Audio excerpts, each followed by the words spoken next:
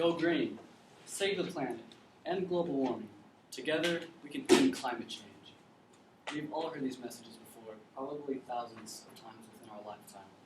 Though they're filled with plenty of ambition, it's unlikely that the simple act of repeating a phrase or retweeting one will result in any actual concrete results. Don't get me wrong, I can't deny that our planet is in a state of need of dire help. But I'm also certain that the vast majority of us want what's best for the Earth. We turn off the water while brushing our teeth. We invest in fancy hydro flasks and metal straws. The list goes on. However, what if I told you that if we just directed all our efforts to one particular issue, we could dramatically help our environment while simultaneously tackling many other issues that society faces today? The overarching issue at hand is suburban sprawl. For those who have never heard this term before, this refers to the design of cities that revolves around the necessity of the automobile.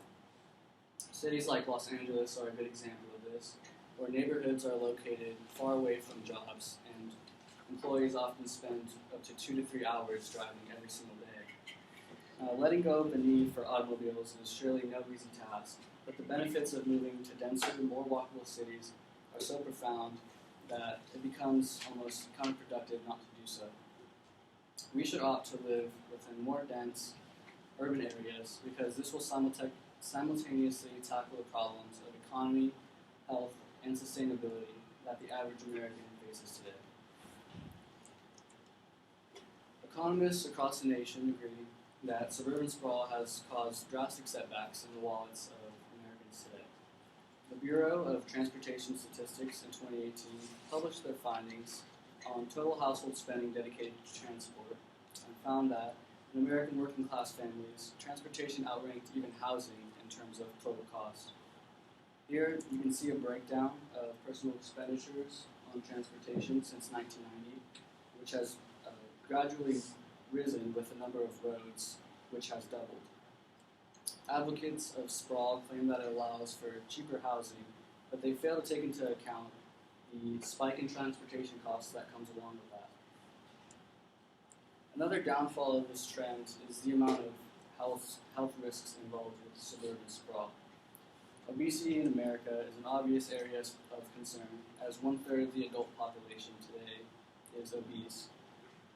And Nature.com's article, The Characteristics of Sprawling, published in 2013, showed that inactivity is one of the major causes of this. And obviously sitting in a car for hours on end throughout the day just adds to this daily inactivity. Also, the Centers for Disease Control, in their article Asthma in the U.S., found in their article, published in 2011, that asthma rates have actually risen since the spike in American roadways. Finally, perhaps the most crucial factor in the increase of suburban sprawl has been the devastation of our environment. Nature.com also found that the rate of CO2 emissions by state per capita was lowest in cities like Manhattan, whose density discourages emissions from prolonged periods of driving. The article also notes that the ongoing destruction of wildlife that accompanies roadways, fences, and other human-defined edges are, intrusive, and we owe it to our planet to keep our societies at least intrusive as possible. So cities like Portland, Oregon have taken note of the benefits of reducing suburban sprawl, and they have implemented measures to counter its effects. The Portland Bureau of Transportation set in place its transportation system plan a couple decades ago, investing in bikeable paths and walkable sidewalks. And since, it has seen its average citizen drive 4 less miles and 11 less minutes every single day. And this, of course, compounds to an astounding amount of savings over time, which have been put towards better housing, redistribution of nature, and recreation. A study published this year by J.H. Donovan in the journal Environment and Behavior actually found that Portland students are reading at levels 4% higher than the general population due to the immersion of nature in their learning environment. We can take Portland as an example of how beneficial it is to move away from an automobile-centered city plan. Now, take a minute to imagine decreased suburban sprawl in your own future. You live by neighbors with whom you could socialize with on a daily basis. You could go on walks to the supermarket and actually enjoy the scenery, take a deep breath of tree-purified air, and hear birdsong.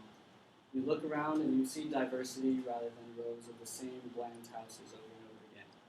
To me, this is an increased quality of life. So, in summary, the trend of suburban sprawl has had major drawbacks in America, ranging from economic to health to environmental sustainability. I encourage you to visit the website of the Environmental Protective Services in your spare time at epa.gov, where you could sign up for a newsletter and learn much more about ways that we can revitalize our community.